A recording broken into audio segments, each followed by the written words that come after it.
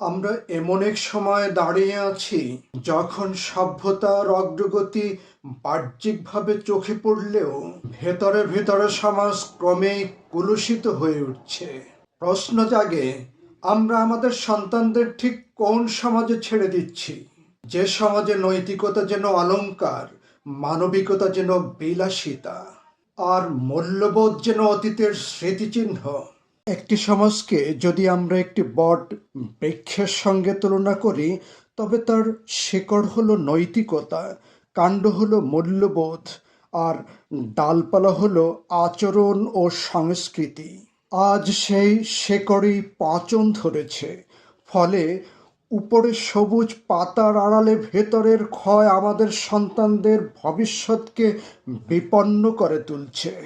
বিশ্বব্যাপী গবেষণায় দেখা যায়, অপরাধ, সহিংসতা, পারিবারিক বিচ্ছিন্নতা ও মানসিক অসুস্থতার হার ক্রমবর্ধমান। সমাজবিজ্ঞানী এমিল দুর্খেম তার অ্যানোমি তত্ত্বে বলেছেন, যখন সমাজের নৈতিক নিয়ন্ত্রণ দুর্বল হয়ে পড়ে, তখন মানুষ দিশাহীন হয়ে যায়। বর্তমান সমাজ ঠিক সেই দিশাহীনতার দিকেই এগুচ্ছে।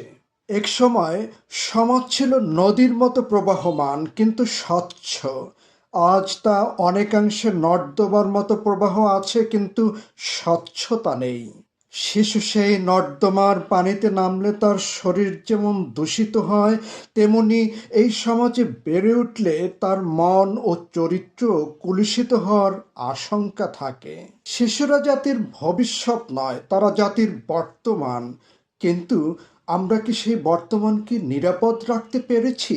বিজ্ঞান বলে, একটি শিশুর মস্তিষ্ক গঠনের ৮০% সম্পন্ন হয় কৈশোরের আগেই। সে সময় যে পরিবেশ, ভাষা, আচরণ ও মূল্যবোধ সে দেখে, তাই তার ব্যক্তিত্ব গঠনের ভিত্তি। কলুষিত সমাজ মানে দূষিত মানসিক খাদ্য। যেমন দূষিত বাতাসে শ্বাস নিলে ফুসফুস আক্রান্ত হয়, তেমনি দূষিত সমাজে বেড়ে উঠলে মানসিক চেতনা ক্ষতিগ্রস্ত হয়। আমরা সেই প্রজন্ম যারা অন্যায় দেখেও আপোস করি, যারা সুবিধার জন্য ন্যায় বিসর্জন দেই, যারা চরিত্র নয় সার্টিফিকেট দিয়ে মানুষ মাপি। আমরাই সেই শিক্ষক যারা নীতির চেয়ে নম্বর বড় করি। আমরাই সে অভিভাবক যারা সময় না দিয়ে খেলনা হাতে দিয়ে দায় সারি। তারপরে দোষ দেয় সেই সন্তানদেরকেই। সমাজ বদলায় বিপ্লবে নয়, বদলায় সচেতন প্রজন্মে। যদি আমরা আজ মূল্যবোধ বিনিয়োগ না করি, আগামী প্রজন্ম আমাদের ক্ষমা করবে না। শেষ পর্যন্ত প্রশ্নটা থেকেই যায়, আমরা কি সন্তানদের জন্য একটি বসবাসযোগ্য সমাজ রেখে যেতে পারছি, নাকি কেবল এক উন্নয়নের মোড়কে গভীর সংকট? এই প্রশ্নের উত্তরই নির্ধারণ করবে আমাদের সভ্যতার ভবিষ্যৎ।